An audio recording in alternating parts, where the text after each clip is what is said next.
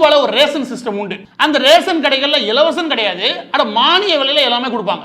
என்னென்ன கொடுப்பாங்க? சிக்கன், முட்டை, அரிசி கொடுப்பாங்க.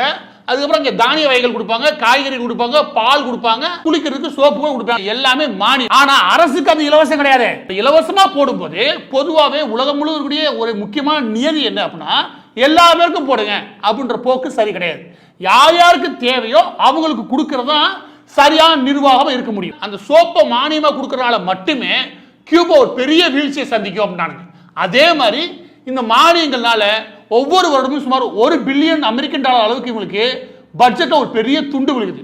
சொல்லும் போது நல்லா இருக்கு, எல்லாத்தையும் இலவசமா, ஏன் கார் வரைக்கும் இலவசமா கொடுத்தா கூட மக்களுக்கு நல்ல திட்டமா தோணும். ஆனா நிர்வாகம் சரியா. எடுத்துக்காட்டுக்கு நீங்க சிக்கனை கொடுக்குறீங்கன்னு வச்சுக்கோங்க, மக்கள் உடனே வாங்கி சாப்பிட செய்வாங்க. அந்த $2 வாங்குற போக்கு இருக்குல்ல, அது எங்கே கொண்டு போய் விடும்? இங்க பாருங்க, கோழியை இறக்குமதி பண்ணி நாட்டில் கொடுத்துருக்கேன்னா உள்நாட்டில் என்னதான் பண்ணிக்கிறீங்க?